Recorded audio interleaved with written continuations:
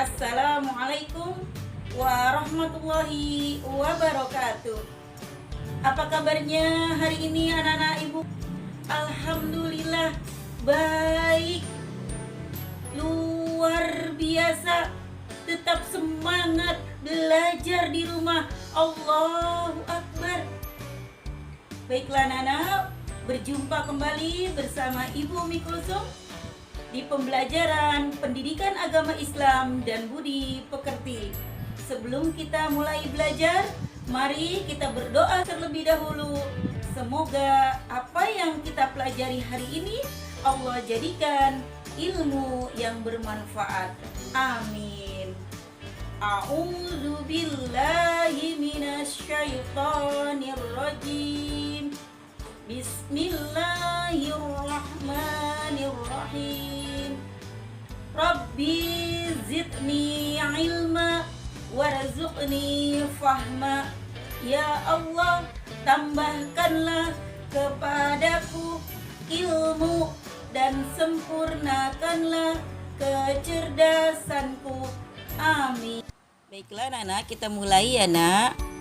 Kita perhatikan gambar ini. Jadi sebelum membaca Al-Quran, kita baca terlebih dahulu ta'awuz dan basmalah.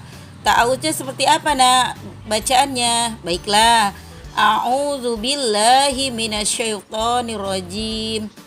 Yang artinya, aku berlindung kepada Allah dari godaan syaitan yang terkutuk. Lalu kita lanjutkan dengan membaca basmalah. Bismillahirrahmanirrahim, yang artinya dengan menyebut nama Allah yang maha pengasih lagi maha penyayang. Jadi kita membaca ta'awuz dan basmalah dulu ya anak-anak. Nah anak-anak, kemudian bacalah Al-Quran itu secara tartil. Artinya tartil apa nak? Berturut-turut membaca sesuai dengan kata, tanda, dan barisnya. Dibaca dengan tenang dan tidak tergesa-gesa. Nah, apa saja bacaannya nak? Ya, jadi yang pertama kita harus perhatikan tanda baca fathah, kasroh, doma, sukun, dan tasdid pada huruf Al-Quran. Contohnya huruf bertasdid yaitu da. Kalau ada tasdid itu da-nya jadi dua, ada, dibaca ada. Seperti itu ya nah, jadi dirangkap huruf da-nya, ada. Nah yang kedua, bacalah dari sebelah kanan dengan suara yang jelas, bukan hanya dalam hati. Nah, yang ketiga, huruf yang tidak berharokat atau bertanda baris tidak dibaca. Kemudian yang keempat, contohnya wattini. Bunyi wa langsung dihubungkan ke huruf ta, bertasydid, dibaca watti. Kemudian yang kelima, perhatikan perubahan syakal dan huruf-hurufnya. Kemudian yang keenam, cermati bapak atau ibu gurumu ketika membaca dan melafalkan ayat Al-Quran agar bacaan kita tidak salah. Dan yang ketujuh, bacalah berulang-ulang sampai lancar. Dan kemudian yang kedelapan, bacalah surat At-Tin berikut ini dengan tartil. Jadi kita baca dengan tartil sesuai dengan tanda bacanya ya nak, dan huruf-hurufnya. Ya anak-anak, kita mulai membaca surat At-Tin. A'udzu billahi minasyaitonir rajim. Bismillahirrahmanirrahim. Wattini wazzaitun. Kita masuk ke ayat yang kedua. Waturi sinin. Lalu kita masuk ke ayat yang ketiga. Wa hadzal baladil amin. Nah, kita masuk lagi ke ayat yang keempat. Laqad khalaqnal insana fi ahsani taqwim. Summa radadnahu asfala safilin. Lalu kita lanjutkan dengan ayat yang ke-6. Illalladzina amanu wa amilus solihati falahum ajrum ghairu mamnun. Kemudian ayat yang ke-7, fama yukadzibuka ba'du biddin. Nah, kita lanjut ayat yang ke-8. Alaisallahu biahkamil hakimin. Nah, kita sudah membaca ke-8 ayat surat At-Tin. Sekarang kita perhatikan lagi ya, Nak. Baik kan, anak? Kita lanjutkan lagi ya, Nak. Kita perhatikan gambar yang ada ini. Nah, Bu Guru berkata, Nak, At-Tin berarti buah tin. Surat At-Tin diturunkan setelah surat Al-Buruj. Surat At-Tin ini merupakan surat ke-95, berjumlah 8 ayat dan tergolong ke dalam surat Makkiyah karena diturunkan di Mekah. Nah, kemudian Zahra menjawab, Nak, cara menghafal Al-Quran yang pertama adalah baca dengan apa, Nak? Tartil, pinter. Dan yang kedua adalah ulangi sampai hafal. Jadi tidak boleh bosan ya, Nak, berulang-ulang seperti yang anak-anak telah hafalkan. Kemudian yang ketiga, pergunakan dalam sholat biar tidak lupa. Jadi setiap sholat kita bawa suratnya, Nak. Setelah membaca Al-Fatihah, kita lanjutkan dengan surat pendek yaitu At-Tin. Baiklah, Nana, kita lanjutkan dengan kandungan dari surat At-Tin ini. A'udzubillahi minasyaitonirrajim. Bismillahirrahmanirrahim. Wat-tini waz-zaitun. Demi buah tin dan buah zaitun. Jadi maknanya adalah buah tin adalah buah yang enak dan lembut serta cepat dicerna dan memiliki banyak manfaat untuk kesehatan.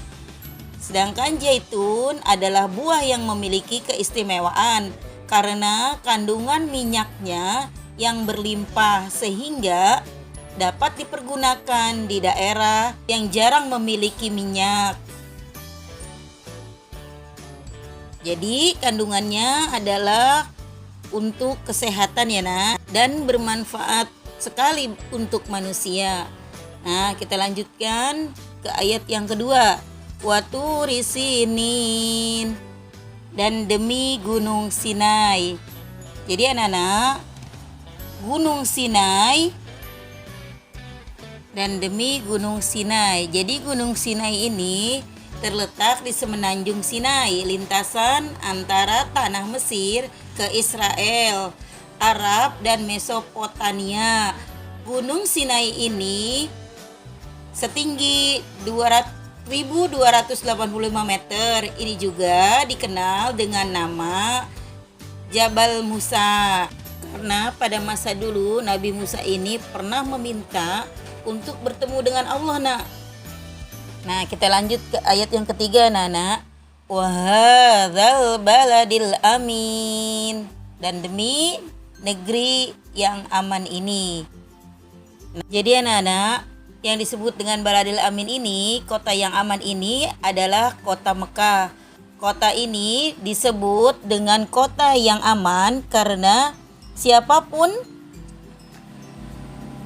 yang ke sana hanya yang boleh memasukinya terjaga keamanannya dan hanya orang muslim saja yang ke sana ya. Kemudian kita lanjut ke ayat yang keempat. Laqad khalaqnal insana fi ahsani taqwim.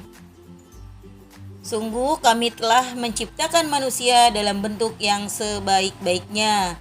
Jadi pada ayat ini dikatakan bahwa Allah Subhanahu wa taala menjadikan manusia dalam sebaik-baiknya bentuk. Jadi kalau kita perhatikan binatang ada yang tidak mempunyai tangan, yang hanya hidup di dalam air. Jadi binatang itu tidak dijadikan Allah sebagai makhluk yang sempurna seperti manusia. Kita patut bersyukur bahwa binatang kalau gatal saja itu kesulitan dalam menggaruknya ya. Kalau kita bisa mempunyai tangan untuk memegang, mempunyai kaki untuk berjalan, dan wajah kita pun itu dijadikan wajah yang cantik, wajah yang ganteng. Allah itu menciptakan kita rupa yang paling sempurna ya Kita lanjut ke ayat yang kelima. Summa radadnahu asfala safilin. Jadi Allah Subhanahu wa taala mengingatkan manusia sekalipun mereka sempurna tetapi dapat turun derajatnya menjadi hina karena pengetahuan, sikap dan perilakunya apabila telah keluar dari aturan yang telah ditetapkan oleh Allah Subhanahu wa taala melalui rasulnya. Jadi lebih rendah daripada hewan ya Dan kita pun harus ingat walaupun ketika kita hidupnya kuat, gagah, ganteng, cantik, pada akhirnya kita pun akan mengalami kematian dan hanya menjadi seonggok tanah. Kita masuk ke ayat yang ke-6. Illalladzina amanu wa amilus solihati falahum ajrun ghairu mamnun. Kecuali orang-orang yang beriman dan mengerjakan amal soleh, maka baginya pahala yang tiada putus-putusnya. Maka orang-orang yang tidak pernah hina adalah mereka yang beriman dan melaksanakan amal soleh. Orang yang demikian itu akan selamat dari kehinaan dunia dan akhirat. Seperti beribadah kepada Allah dengan sholat, puasa, mengaji. Dan kita juga jangan lupa berhubungan dengan manusia dengan baik. Tidak boleh sirik, dengki, bermusuhan. Harus berbuat baik kepada sesama manusia. Harus menjaga hubungan baik kita kepada sesama manusia. Kemudian kita lanjutkan ke ayat yang ke-7. Fama yukadzibuka ba'du biddin. Maka apakah yang membuatmu mendustakan hari pembalasan sesudah itu? Alaisallahu biahkamil hakimin. Bukankah Allah Subhanahu wa taala itu adalah hakim yang paling adil? Anak-anak, pada hari kiamat nanti ada hari pembalasan. Apakah itu baik, apakah itu buruk? Perbuatan manusia yang baik dan buruk, manusia seharusnya tidak meragukan adanya hari pembalasan. Karena Allah Subhanahu wa taala sudah menunjukkan bukti-buktinya kepada kita semua. Allah yang menciptakan, Allah jugalah yang nantinya akan menghancurkannya. Itu adalah sifat yang alami pada benda-benda yang ada di sekitar kita, termasuk kita ya. Ingat anak-anak bahwa Allah lah yang akan menjadi hakim yang paling adil. Sebesar atau sekecil apapun perbuatan kita, baik itu baik maupun itu buruk, itu akan dipertanggungjawabkan di hadapan Allah. Alhamdulillahirabbil alamin. Pembelajaran kita sudah selesai. Semoga bermanfaat. Wassalamualaikum warahmatullahi wabarakatuh.